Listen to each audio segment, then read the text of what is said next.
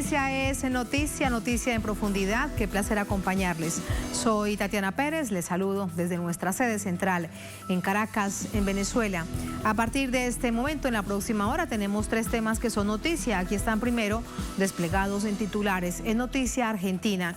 Ante la Corte Suprema, el ministro de Justicia pidió que se declare nula la reforma de la Constitución de la provincia de Jujuy.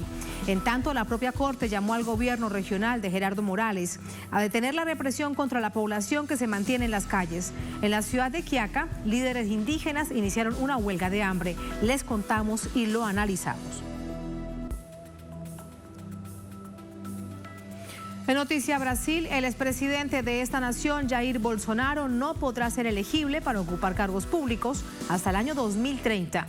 Así lo decidió este viernes el Tribunal Supremo Electoral. Por mayoría, los magistrados lo encontraron culpable de abuso de poder político y uso indebido de medios de comunicación. Analizamos sus implicaciones. En noticia, nuestra América Latina avanza en Brasilia, un foro que genera esperanza en la izquierda y los movimientos sociales y angustias en la derecha. Digo angustias porque son varias angustias. Nos referimos al Foro de Sao Paulo, que después de 3 años de ausencia, retorna para debatir y establecer estrategias por la integración de los pueblos. Les contamos. En noticia casi comienza. Bienvenidos, bienvenidas.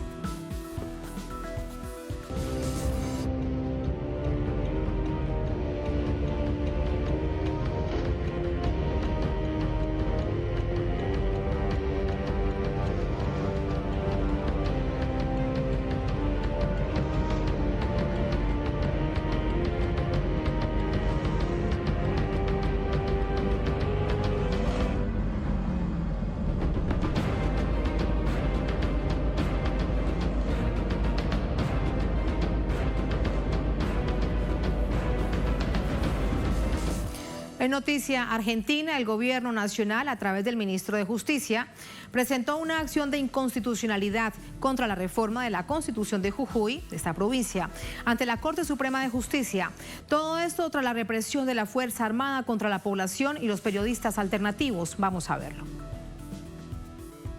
Por instrucción del presidente Alberto Fernández, el ministro de Justicia, Martín Soria, presentó ante la Corte Suprema de Justicia una acción declarativa de inconstitucionalidad contra varios artículos en la Constitución de Jujuy, ya que estos violan la Constitución Nacional y los tratados internacionales de derechos humanos. En su cuenta de redes sociales, Soria afirma sobre la gravedad institucional de la reforma express, impulsada por Gerardo Morales, con base a informes realizados por la Secretaría de los Derechos Humanos de la Nación y el Ministerio del Trabajo. Sin embargo, para Gerardo Morales, la medida es un intento de desestabilización para Jujuy. En el marco de la conmoción social, los periodistas unidos autoconvocados de Jujuy advirtieron el riesgo que enfrentan para realizar su trabajo, pues fueron objetos de actos de violencia policial, hostigamiento estatal, intimidación y otras acciones. La protesta en la provincia de Jujuy iniciaron con un reclamo del sector docente por mejoras salariales y laborales, con el apoyo de sindicatos y la comunidad general. En medio del conflicto, la Convención Constituyente aceleró y puso fin al trabajo de las comisiones, apenas 3 semanas después del inicio.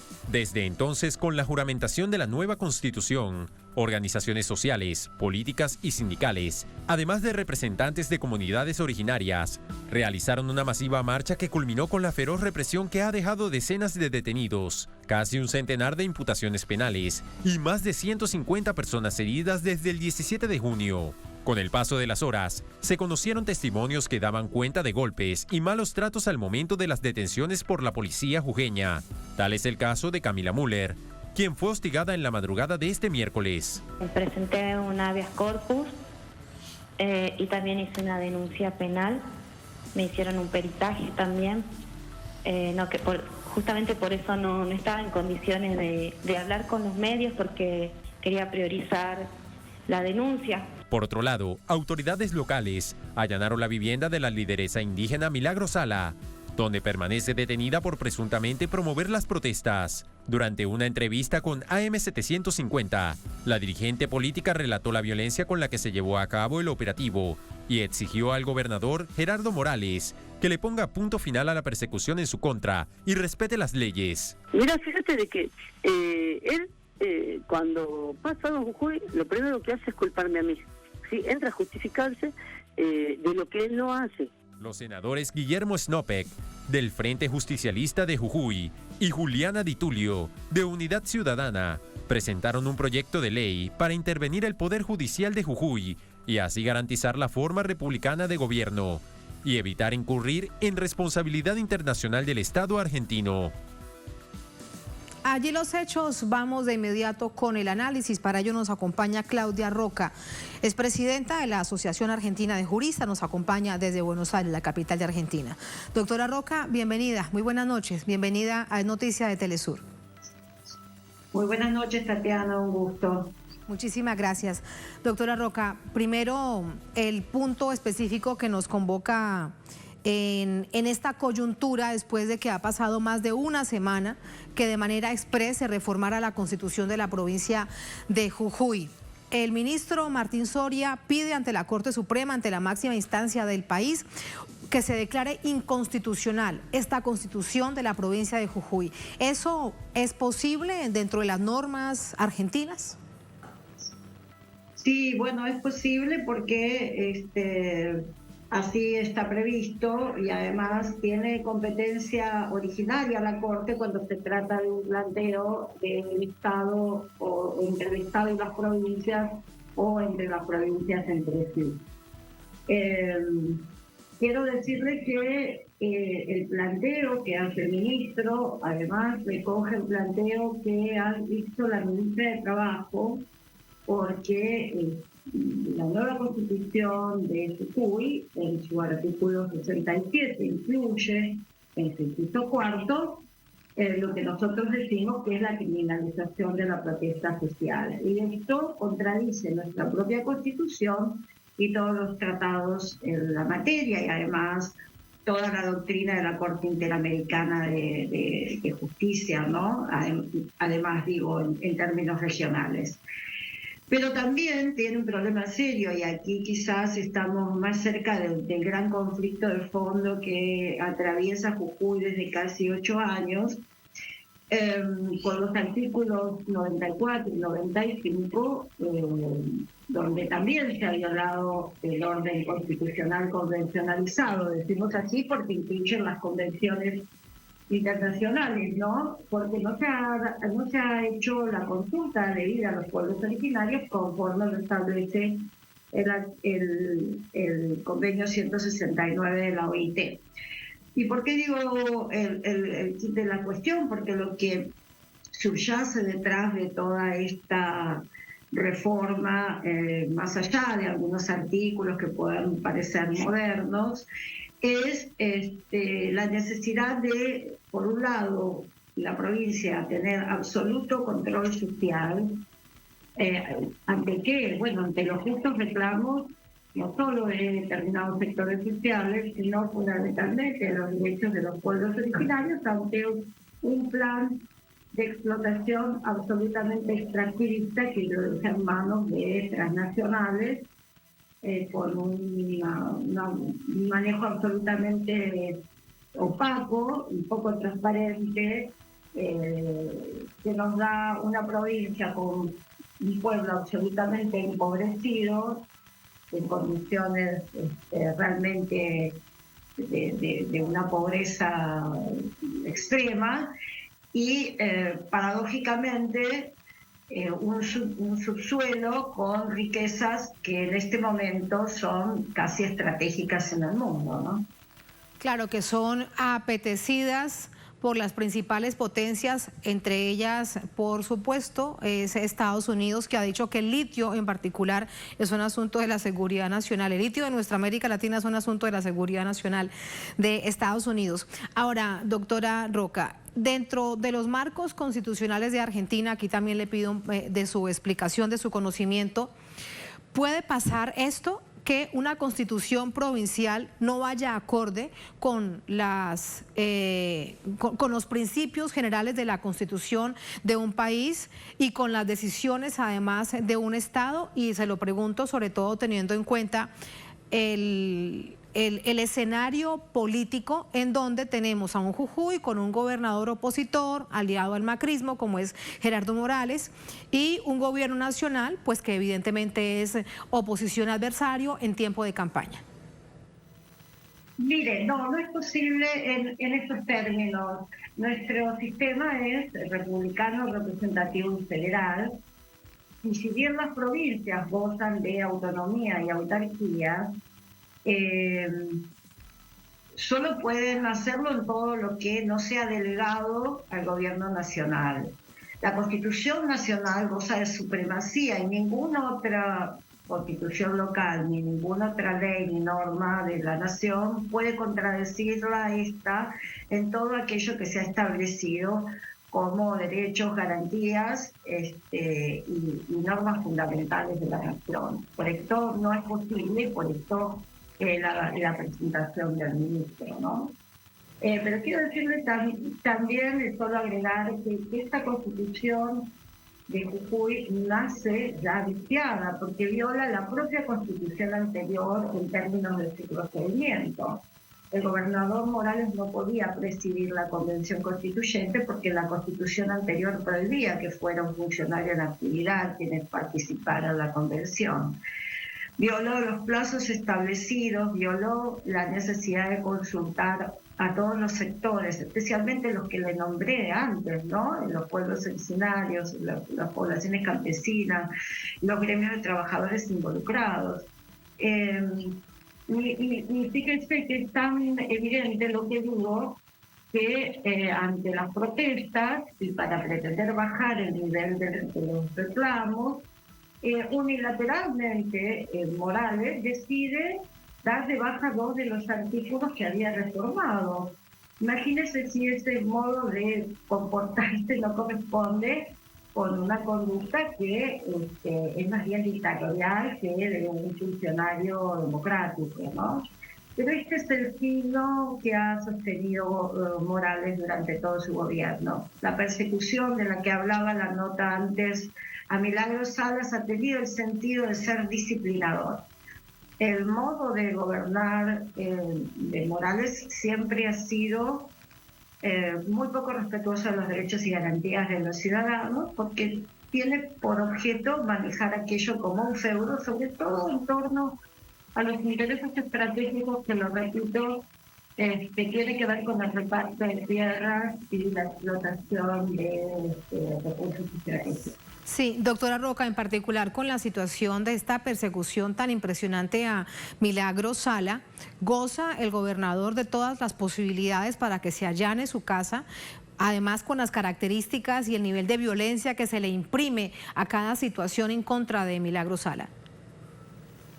Bueno, mire, nosotros, nuestra organización lo hemos denunciado en Naciones Unidas, el caso de Milagros Salas ante el Consejo de Derechos Humanos, porque quiero recordar que lo primero que hace Morales cuando asume, el gobernador Morales cuando asume el poder es aumentar los miembros de la Corte, designar a dedo acólitos y a partir de allí todo un proceso de cooptación del Poder Judicial que han manejado las causas, nosotros las llamamos casi las causas insignias del proceso que denominamos lawfare, ¿no?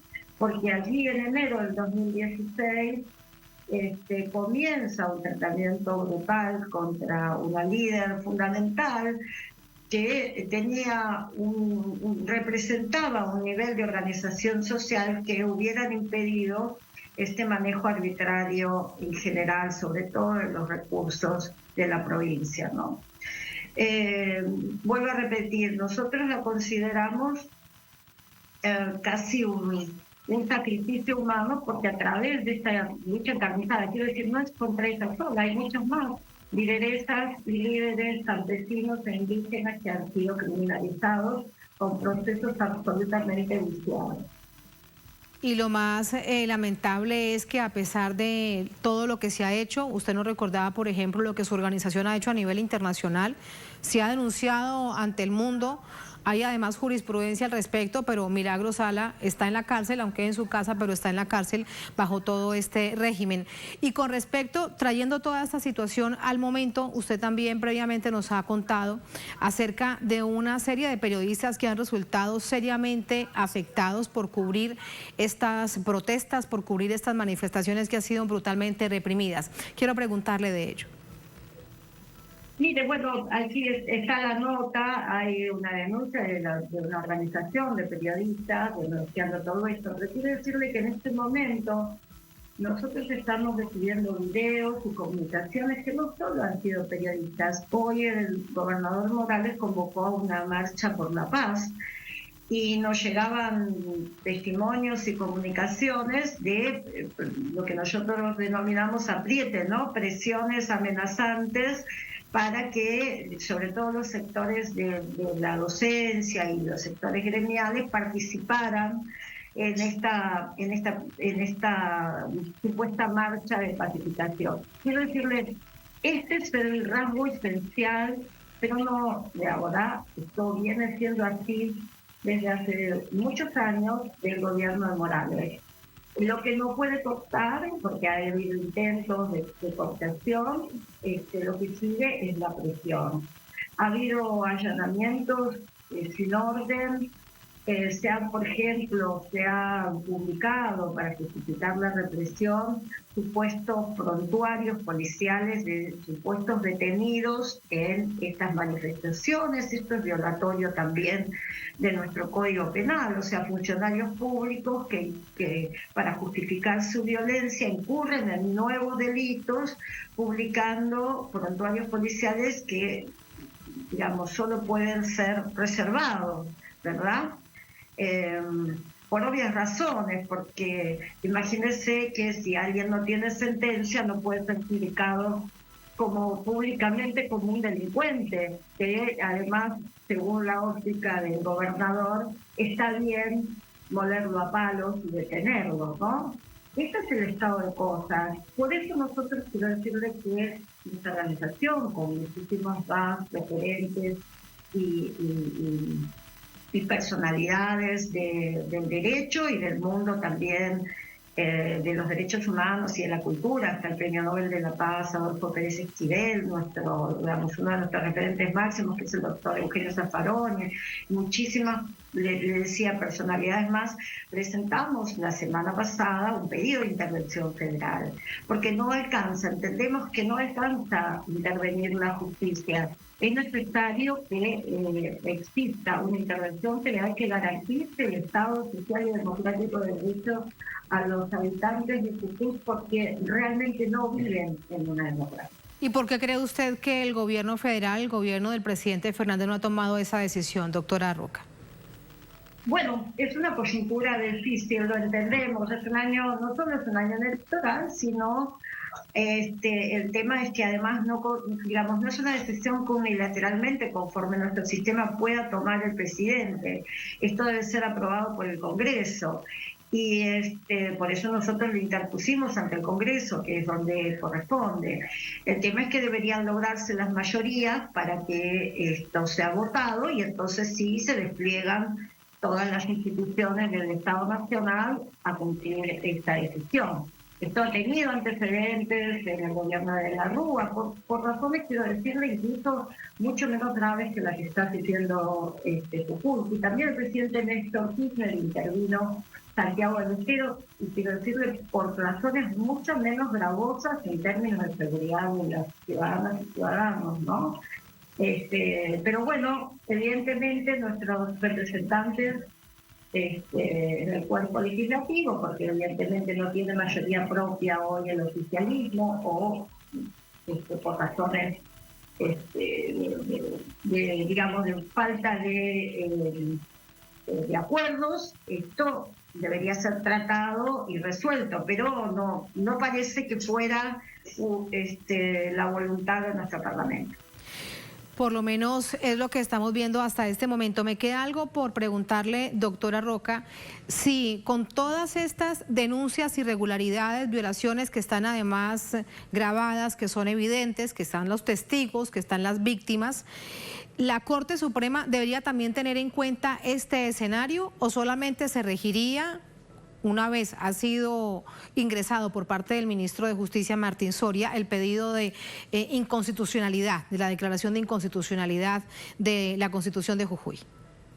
No, lo que tiene para evaluar la Corte es simplemente el planteo de inconstitucionalidad, que lamento que tampoco se le haya incluido toda la ilegalidad del procedimiento, debería estar incluida. Pero bueno, esto es lo que puede resolver la Corte. Lo que sí hay hoy es un fallo de casación a raíz de un habeas corpus presentado que devuelve la jurisdicción al juez de Jujuy, al juez federal de Jujuy, instruyendo de alguna manera que se tomen las medidas pertinentes para salvaguardar la seguridad de las ciudadanas y ciudadanos. Pero de nuevo, es un escenario,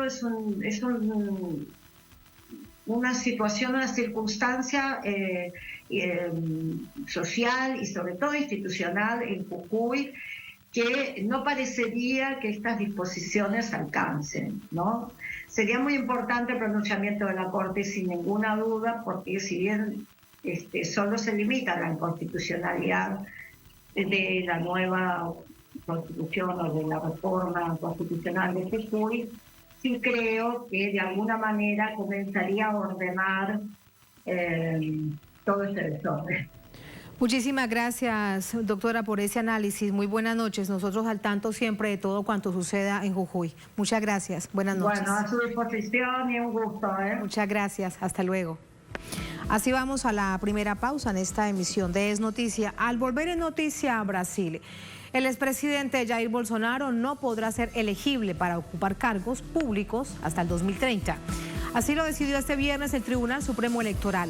Por mayoría, los magistrados lo encontraron culpable de abuso de poder político y uso indebido de medios de comunicación. Analizamos sus implicaciones. Al volver, estamos en Es Noticia.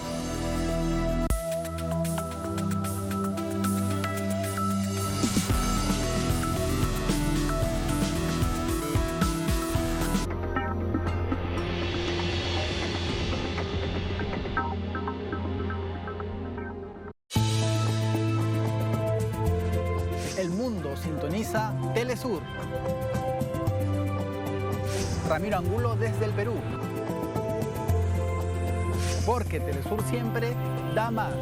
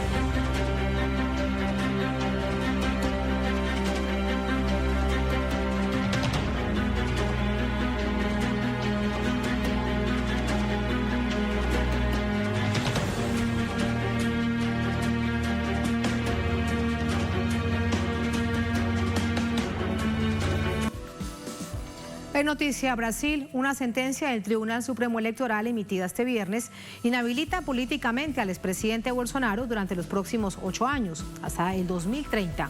Vamos a ver detalles de qué se trata. Con 5 votos a favor y 2 en contra, el Tribunal Supremo Electoral inhabilitó al expresidente Jair Bolsonaro para ejercer cargos públicos durante los próximos 8 años. Bolsonaro fue imputado por divulgar una teoría conspirativa en su contra durante la campaña de cara a los comicios electorales de octubre de 2022. Sería un abuso de poder utilizar un cargo público para llevar a cabo ataques al sistema electoral, con acusaciones falsas de fraude electoral mediante la manipulación de urnas electrónicas. La máxima autoridad también lo acusó del uso indebido de medios de comunicación por frecuentes discursos antidemocráticos e incitación al odio. Esto es un modus operandi. llevar a través de las redes sociales esta duda de fraude electoral al electorado en contra de otros candidatos y en contra de la justicia electoral. La denuncia contra Bolsonaro fue presentada el año pasado por el Partido de los Trabajadores ante la Corte Suprema, bajo el alegato de que el expresidente difundió información falsa sobre un supuesto fraude electoral a 40 embajadores internacionales. El exmandatario anunció que apelará la medida. Un día que se ha convertido en emblemático para mí, como lo fue el 6 de septiembre de 2018, cuando me apuñalaron de frente. Hoy recibí una puñalada con esa decisión. Quien dio esa puñalada no fue Jair Mesías Bolsonaro, fue la democracia brasileña. Durante su discurso en el Foro de Sao Paulo que se desarrolla en Brasilia, el secretario general del PT se pronunció sobre la sentencia. Hemos vivido en vísperas de las elecciones el mayor retroceso en la historia del pueblo brasileño, que fue marcado por todo lo que hizo el expresidente que ahora paga. Y espero que dentro del Estado Democrático de Derecho responda por todos los crímenes que cometió. Para el pueblo brasileño, la decisión significa una gran victoria en la lucha contra el neofascismo. No me gusta, de verdad que no. No es apto para ser presidente. Fue una persona que no hizo mucho por nosotros. Estoy a favor de la inelegibilidad del expresidente por muchas cosas que ha hecho, que considero que no son pertinentes a su cargo y a nadie más. El pasado 19 de junio, el presidente Luis Ignacio Lula da Silva exigió justicia respecto a la actuación de Bolsonaro, pues el teléfono de uno de los hombres más cercanos al expresidente sería la prueba que lo señalaría como el responsable del intento de golpe de Estado, ejecutado el 8 de enero, día en el que cientos de radicales asaltaron los 3 poderes públicos en Brasilia, poco después de que Lula da Silva asumiera la presidencia. Una investigación que aún está en curso. Así vamos a entrar con el análisis, vamos a profundizar en las implicaciones de esta decisión que toma el Tribunal Supremo Electoral de Brasil. Para ello nos acompaña Alessandro Soares, profesor de Derecho Constitucional, nos acompaña desde Sao Paulo en Brasil. Profesor Soares, muy buenas noches, bienvenido, ¿cómo está? Buenas noches, es un gusto estar con ustedes acá. Muchísimas gracias. Hace algunos días teníamos la oportunidad de conversar con usted y nos estaba contando, además el equipo de técnico también, mire la atención que prestan, que me lo estaban recordando, que no pueden ser más de 8 años porque eso dice la ley y la Constitución. Sin embargo, ya el mismo fallo sobre él y la decisión 5-2 que se toma, ¿qué significa para el país? En primer lugar, significa que Bolsonaro no va a ser candidato hasta el año de 2030.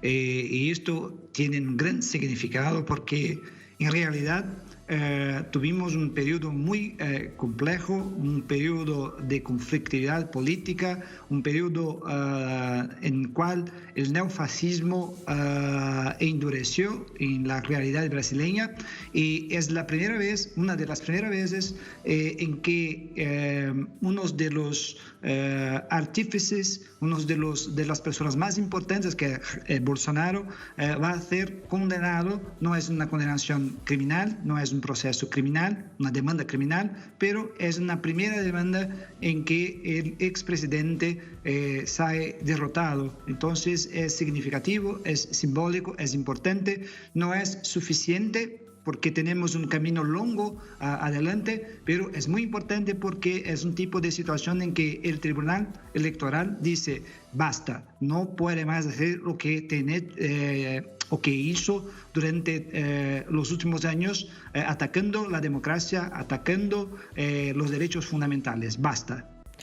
En particular en lo que tiene que ver con el proceso electoral, logró instalar el expresidente Bolsonaro esta narrativa que se traduce sin duda en preocupación ante la opinión pública, ante la gente, ante los votantes previo al proceso electoral, que se podría cometer fraude, que las máquinas electorales estaban corruptas, que los magistrados y que el sistema electoral había que cambiarlo y volver hacia atrás, por ejemplo, hacia el voto manual. ¿Se instaló esa narrativa? ¿Logró hacerlo?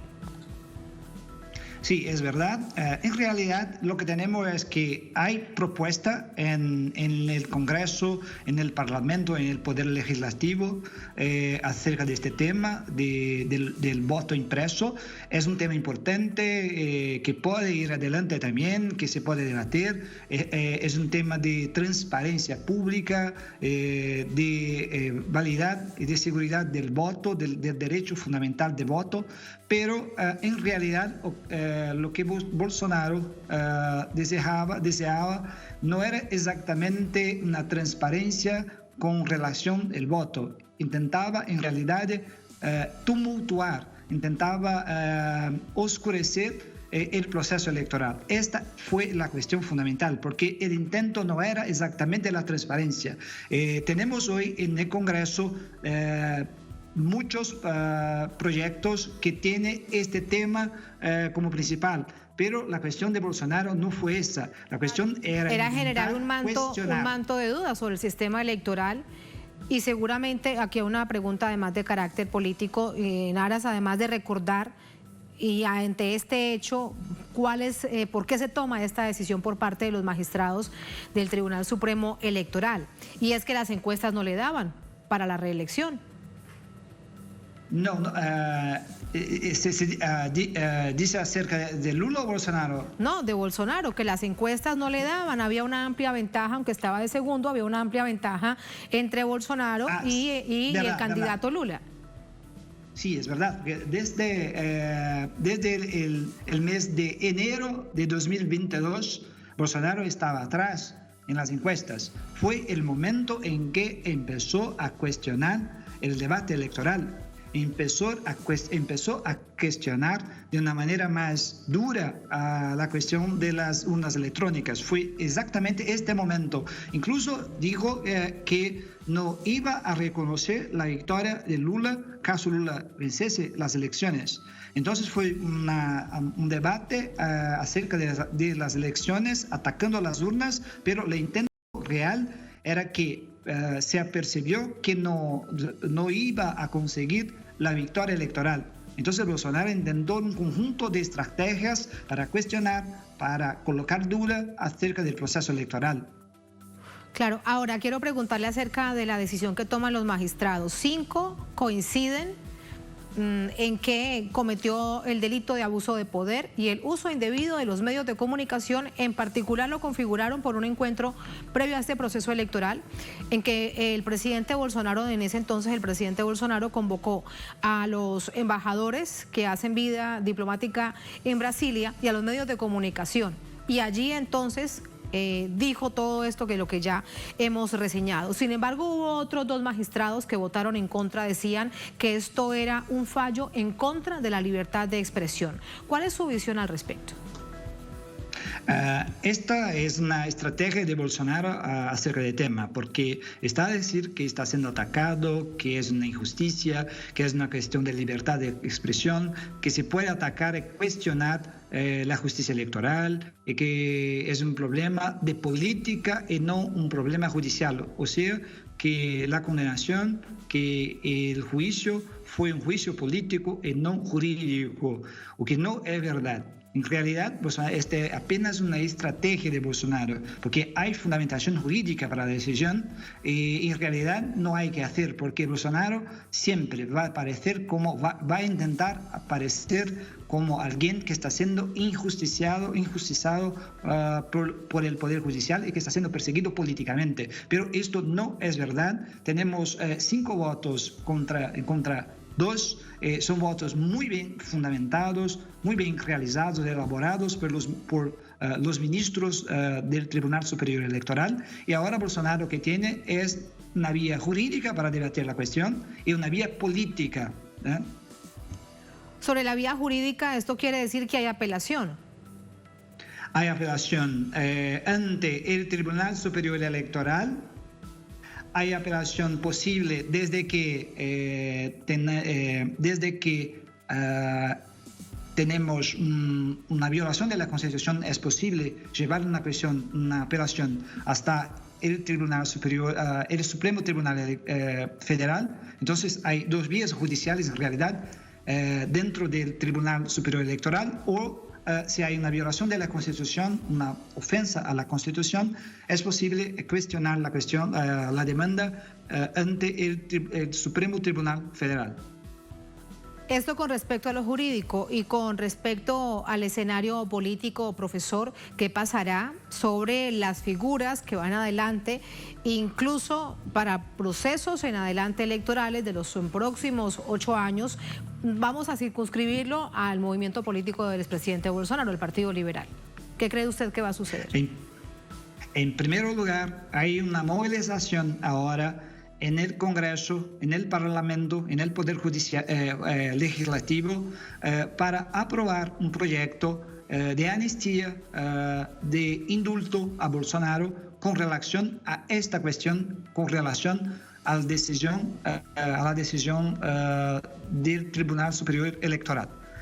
Es un debate político, no sabemos lo que va a dar, lo que va a ocurrir en este caso. En segundo lugar, hay una necesidad de Bolsonaro. Permítame, lo interrumpo antes de pasar al segundo lugar, profesor. ¿Y eso que se está haciendo dentro del Congreso es legal? ¿Tendría lugar? ¿Podría superar la decisión del Tribunal Supremo Electoral? Va a haber cuestionamientos acerca de la constitucionalidad de este tipo de acto, porque va a ser un acto de naturaleza puramente política, y yo creo que el Supremo Tribunal Federal no va a dejar pasar este tipo de acto, pero va a ser un conflicto entre poderes, y esto es un problema. Entonces, el escenario que está surgiendo ahora no es un escenario simplemente en que Bolsonaro va a aceptar ser tomado como inelegible e inhabilitado por la Suprema Corte o por el Tribunal Superior Electoral. Es un escenario en que Bolsonaro va a intentar luchar para continuar en la política y va a intentar también ser candidato en 2026. Esta es la verdad. Pero es una tentativa, es un intento que no sabemos dónde va a dar. Pero yo creo que el Supremo Tribunal Federal no va a dejar pasar este tipo de medida, pero están discutiendo, están debatiendo esto en el Congreso. Esto es lo que plantea para la institucionalidad en general, no solamente para el presidente Lula como ejecutivo, sino para el Estado en su conjunto, es pues un verdadero peligro, profesor, porque mira lo que sucedió en enero pasado. Neofascistas aupados con este discurso de odio, buscando la manera de quebrar el orden constitucional en Brasilia. Esto es importante porque en realidad hay que tener conciencia de que Bolsonaro es una representación de una movilización política que podemos llamar de bolsonarismo. Y el bolsonarismo es fuerte en Brasil. Tenemos ahí 15-20% tal vez de electores que son fieles, que siguen el bolsonarismo en la línea. Entonces es un problema político que tenemos hoy. Por eso yo creo que Bolsonaro ahora va a intensificar, y hoy tuvimos un ejemplo de esto porque Bolsonaro habló durante el juicio y habló duramente, de una manera radical, de nuevo, radicalmente de extrema, una narrativa neofascista, y todo indica que Bolsonaro va a continuar con un discurso radical. ¿Por qué? Porque el próximo año tenemos elecciones municipales, y en estas elecciones muchos candidatos bolsonaristas necesitan de apoyo de Bolsonaro. Entonces es un momento político en que Bolsonaro se va a la calle, dialogar con la gente, decir que fue perseguido, decir que la decisión de la Suprema Corte y de la Corte Electoral fue una decisión política, y va a intentar convencer a sus electores a votar en candidaturas, en candidatos que son alineados al bolsonarismo. Y vale recordar el nivel de votación que tuvo Bolsonaro, aunque evidentemente fue muy superior la de Luis Ignacio Lula da Silva. Lo que se observó es que hay un voto duro que seguramente lo acompañará en todo eso que usted nos dice del proceso de elecciones regionales.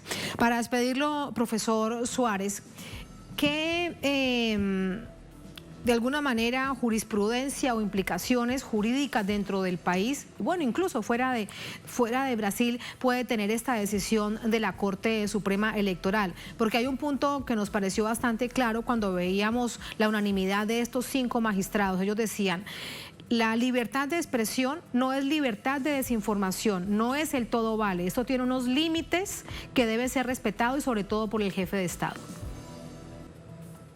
En realidad, debemos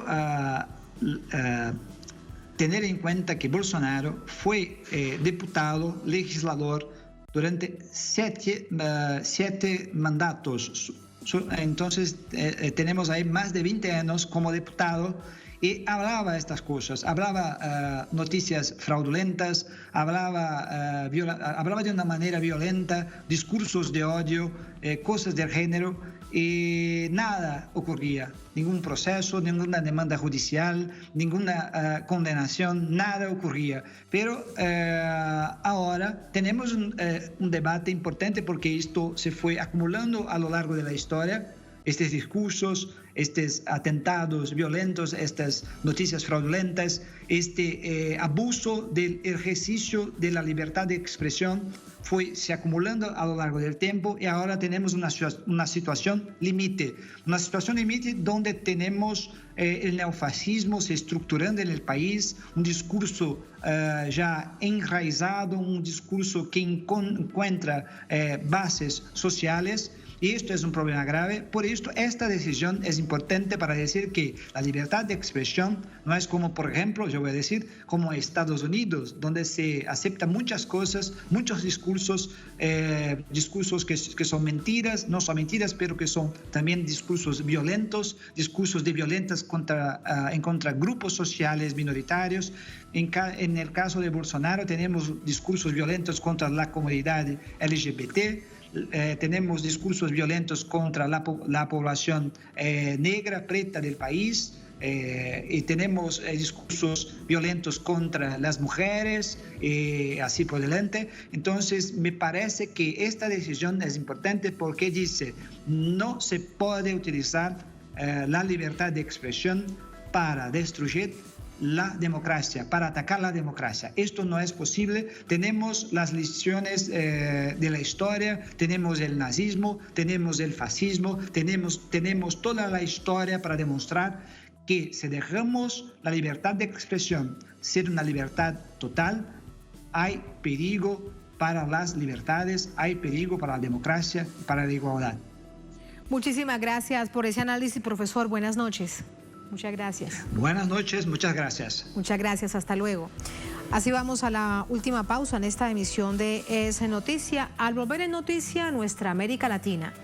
Avanza en Brasilia un foro que genera esperanza en la izquierda en movimientos sociales y angustias en las derechas. Nos referimos al Foro de Sao Paulo, que después de 3 años de ausencia retorna para debatir y establecer estrategias por la integración de los pueblos. Les contamos y profundizamos en sus debates al volver en Noticia.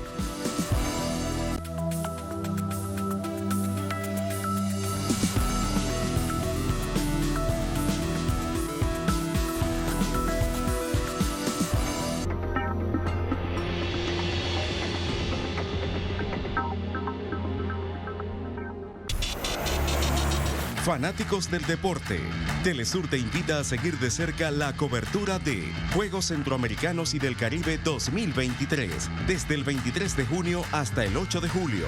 Disfruta de 37 deportes y más de 50 disciplinas. Únete a nosotros y vive toda la emoción. Sé testigo de los mejores momentos, solo por Telesur.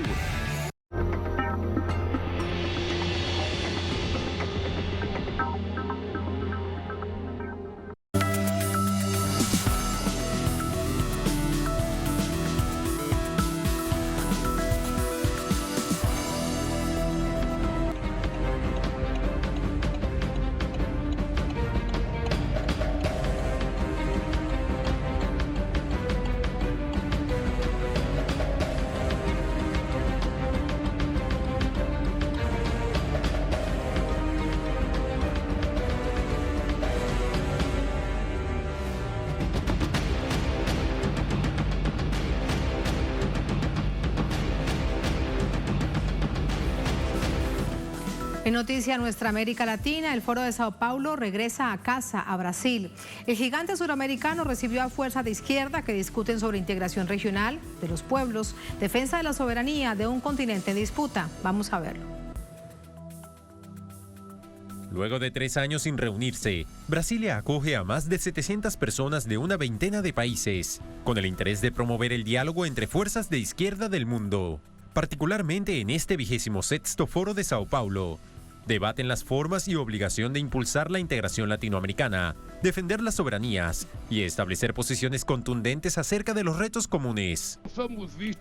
Nosotros no somos vistos por la extrema derecha fascista ni en Brasil ni en el mundo como organizaciones democráticas. Nos tratan como si fuéramos terroristas. Ellos nos acusan de comunistas pensando que nos ofenden con eso. No nos ofenden. Nos ofenderíamos si nos llamaran de nazis, de neofascistas. La hoja de ruta del evento incluye la lucha contra la extrema derecha, las nuevas formas del fascismo y el leonino modelo neoliberal, cuyos representantes más visibles se dan cita estos mismos días en Madrid, organizado por una fundación que preside Mario Vargas Llosa. Buscan promover la democracia y el Estado de Derecho. Creo que el horizonte está marcado por la unidad de nuestros pueblos y de nuestros países.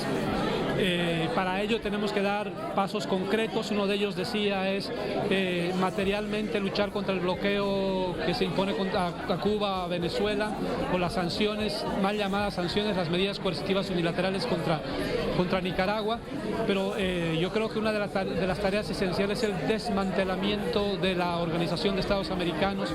Esta edición del Foro de Sao Paulo se enmarca en la llegada a la presidencia de Luis Ignacio Lula da Silva en Brasil, de Gustavo Petro en Colombia, la recuperación democrática en Bolivia con Luis Arce y la política progresista de México. En este sentido, se expuso la necesidad de garantizar el impulso y sostenimiento de gobiernos revolucionarios para que la región avance en los profundos cambios que necesitan los pueblos.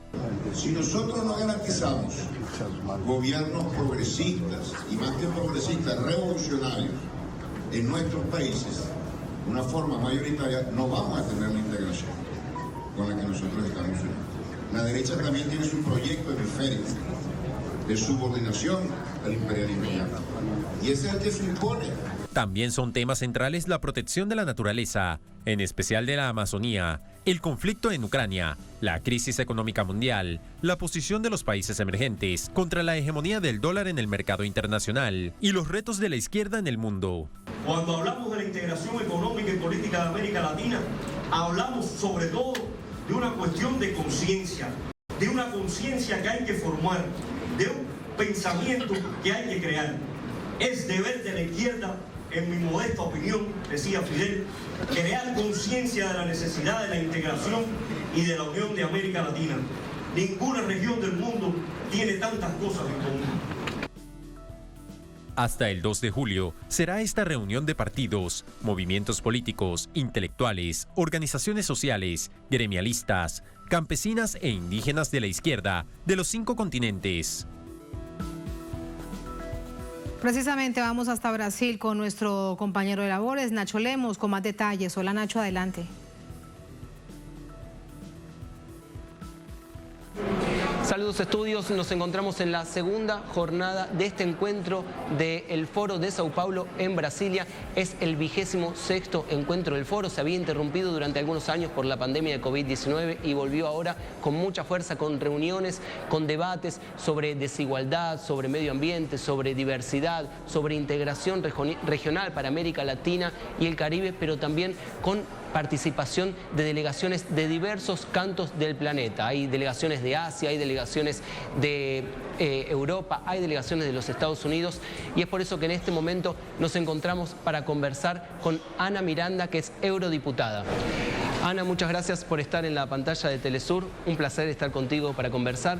Quería preguntarte primero por qué has venido hasta el foro, cuál es la importancia de miembros de las diversas naciones del Estado español llegando hasta aquí, hasta una reunión de países de América Latina y el Caribe, pero que tiene mucho que ver con la integración no solamente de esta región, sino también con sectores de izquierda, con movimientos de otras regiones del planeta. Muchísimas gracias por tu invitación y por esta entrevista que da lugar a poder explicar por qué estamos aquí. Primero, el Foro de Sao Paulo es quizás la entidad o el foro internacional más importante para la izquierda en estos momentos. No solo porque reúne a partidos de América Latina y del Caribe, sino porque también venimos delegaciones de partidos de izquierda de todo el mundo. Aquí había gente de China, de Sudáfrica, de Europa. Es un lugar de referencia para el debate internacional y además se hace en Brasil, en Brasilia capital, en este lugar donde los golpistas intentaron echar al presidente Lula. Eso tiene una importancia muy grande, simbólica. Y además el foro, que no se celebró en 4 años, era el lugar donde también creábamos una serie de estrategias para combatir este avance del neofascismo, para implementar nuestros programas de apoyo público y sobre todo de lucha contra la exclusión social y por la igualdad en el mundo, pero también para combatir la desinformación. Y por eso es muy importante. Y para las naciones del Estado español, como en este caso para Galicia, para mi país, es muy importante porque aquí se defiende la autodeterminación y hay muchas organizaciones que están también defendiendo la autodeterminación, defendiendo los derechos de los pueblos, igual que respetamos a Brasil. También el PT nos respeta a nosotros en el hecho de invitarnos a este foro, pues fue con Marco Aurelio García, precisamente, que ayer se le homenajeaba, con quien empezamos a tener nosotros relaciones en el BNG, y esta es una historia larga y que estamos muy contentos de estar aquí porque este es el lugar de debate de la izquierda mundial. Ana, se está llevando también en paralelo a cabo un foro en España convocado por el escritor Mario Vargas Llosa, que reúne a figuras de la derecha mundial. ¿Cuál es tu visión sobre ese foro? Lo han llamado Foro del Atlántico. Bueno, la derecha y sobre todo la extrema derecha tienen que organizarse siempre que la izquierda nos reunimos. Es la respuesta que nos dan cuando precisamente hay un movimiento y un avance democrático y sobre todo de fuerzas de izquierda, como está pasando en América Latina. No pueden soportar que se gobierne en Chile, no pueden soportar que se gobierne en Brasil, no pueden soportar que se gobierne en Colombia, donde tenía la oligarquía colombiana sus dominios. Y no pueden soportar tampoco que haya otros cambios, como pasó en Honduras. Tampoco pueden soportar a Argentina. Son ya muchos países. Esta es una segunda oleada de gobiernos progresistas y la derecha se organiza. Se ha organizado para combatir a estos gobiernos de izquierda, como pasó con Bolsonaro. Y en ese foro pues lo que se junta es la creen de la de extrema derecha y de la derecha. Y por lo tanto yo creo que es la reacción que hacen. Y además quiero decir que en estos momentos se está atacando por parte de la extrema derecha al Foro de Sao Paulo. Tienen aliados en el Parlamento Europeo que critican al Foro de Sao Paulo, que nos llaman narcocomunistas, que nos llaman de todo, pero lo que hacen es precisamente la reacción que tienen con campañas de desinformación. En el Foro de Sao Paulo lo único que hay son organizaciones políticas democráticas. Ellos no pueden decir lo mismo. Este foro es convocado por Mario Vargas Llosa. Quería saber qué información tienes para brindarnos sobre esta figura, que es escritor reconocido, pero también una de las figuras que suele convocar a los sectores neoliberales. ¿Y cuál es la perspectiva que tienes tú de tantos ataques al Foro de Sao Paulo de ese sector? ¿Qué significa eso para el Foro de Sao Paulo también? A ver, la figura de Mario Vargas Llosa es bien conocida precisamente por su defensa del neoliberalismo, pero es que además es una persona que se ha aprovechado del sistema realmente, ¿no? Una persona que está pues bien amparada por todos los poderes económicos, que se molesta y se preocupa en destrozar en la prensa a gobiernos de izquierda. ¿Y qué ha hecho él ante la situación, por ejemplo, del ataque a muchos manifestantes en Perú? No ha hecho nada, ha hecho solo criticar por criticar y así continuamente. Es desde luego una persona muy vinculada a la derecha y a la extrema derecha y eso por un lado, pero por otro lado todos los ataques que se están dando al Foro de Sao Paulo son la prueba de que aquí se están haciendo las cosas bien, de que los gobiernos democráticos y de izquierda de América Latina están demostrando que se puede hacer una política diferente, no sometida a las transnacionales, no sometida a que te vengan a robar la soberanía, ¿no? Y ahí lo vemos desde lo que está pasando desde el sur del continente hasta el Caribe. Y por lo tanto creemos que estos ataques hay que combatirlos. Y de hecho han intentado, por ejemplo, en el Parlamento Europeo, presentar varias enmiendas en informes de América Latina que eran para combatir o meter al Foro de Sao Paulo en la lista de organizaciones terroristas. O sea, hasta este punto llegamos de enfermedad de esta gente. Pero ahora viene la cumbre UE-CELAC el 17 y 18 de julio y me preocupa mucho porque esta gente no se va a quedar parada. Van a intentar que la cumbre UE-CELAC y con la venida de los presidentes seguramente se hagan contramanifestaciones. Ayer estaban en la puerta del hotel donde estamos aquí realizando el foro de Sao Paulo para manifestarse en contra de la gente que está aquí. Este es el nivel de la extrema derecha. ¿Y cuáles tú crees que deben ser las pautas para el foro de Sao Paulo? Pensando que por un lado tiene de un lado una extrema derecha que lo está asediando y por otro lado que hay necesidades y hay urgencias para la población. A pesar de todos los ataques que se hagan al foro de Sao Paulo, el foro es propositivo y de hecho va a salir una declaración final, se trabaja en red todo el año y lo que se hace aquí también es una propuesta de principios programáticos para la integración, para el multilateralismo, para la multipolaridad, porque América Latina tiene que pesar en el mundo y desde luego desde esta parte europea y desde las diversas izquierdas de las naciones europeas estamos pulando muy fuerte para que también la Unión Europea tenga de referencia a América Latina como un polo importante. Creo que lo que está pasando aquí es una referencia en lucha contra el cambio climático, el hecho de crear un pacto por la Amazonía, que ayer lo hablábamos aquí en el foro, que compone a 8 países y que puede tener políticas integradoras con el tema de la Amazonia, pero hecho desde la Amazonia, como va a ser el foro de Belém do Pará el año 2025, pero también se ha hablado de lucha contra la exclusión, de lucha contra la pobreza, como defiende el presidente Lula en sus políticas, ¿no? Cambiando políticas públicas, apostando por lo público, volviendo a regenerar industria que se había parado en muchas ocasiones precisamente por ese aislamiento que tuvo, por ejemplo, aquí el Brasil. Pero se hacen propuestas, pero al mismo tiempo, efectivamente, tenemos ahí esos enemigos, pero aquí quien está es una red también de fuerzas progresistas, de fuerzas de izquierda que están unidas y con puentes también con otros continentes como África, como Asia, sin duda con Europa. Eso también es lo que se trata, de hacer una alianza internacionalista de defensa de la igualdad, de defensa de lo público, de lucha contra la pobreza, contra el cambio climático, pero también por la democracia, porque aquí lo que pasó en Brasil fue muy grave y está pasando también en países europeos, pero aquí más. También hemos hablado del tema migrante, que sin duda es algo que preocupa mucho en el continente, y de las condiciones en las que muchas mujeres, sobre todo se ha hablado mucho en el foro de mujeres, en las que muchas mujeres latinoamericanas también están y luchando pues por ese empoderamiento y participación. De hecho, la secretaria del foro es una mujer, Mónica Valente, también. El presidente Lula hizo algunos reclamos sobre las condiciones que está imponiendo la Unión Europea en el acuerdo, en el avance del acuerdo entre Mercosur y la Unión Europea.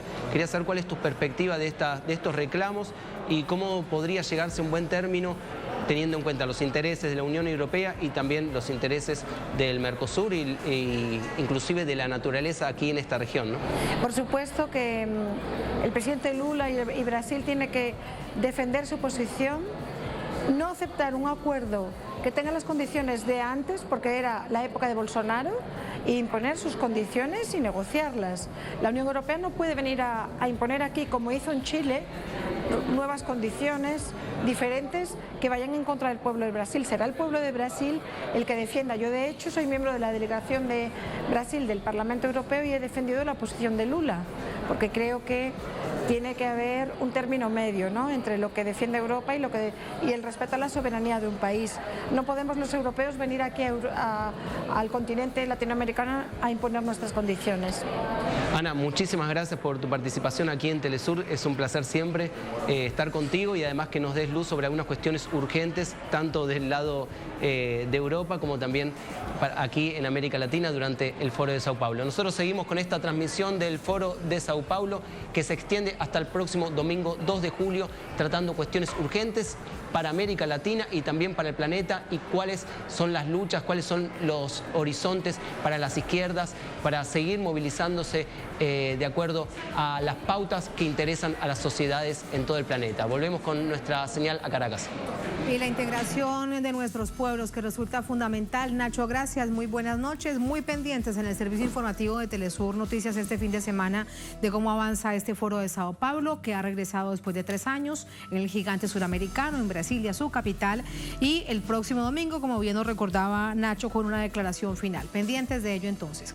Nosotros ponemos punto final a esta emisión de Noticia. Que tengan todos y todas muy buen fin de semana. Nos encontramos el lunes. Hasta entonces.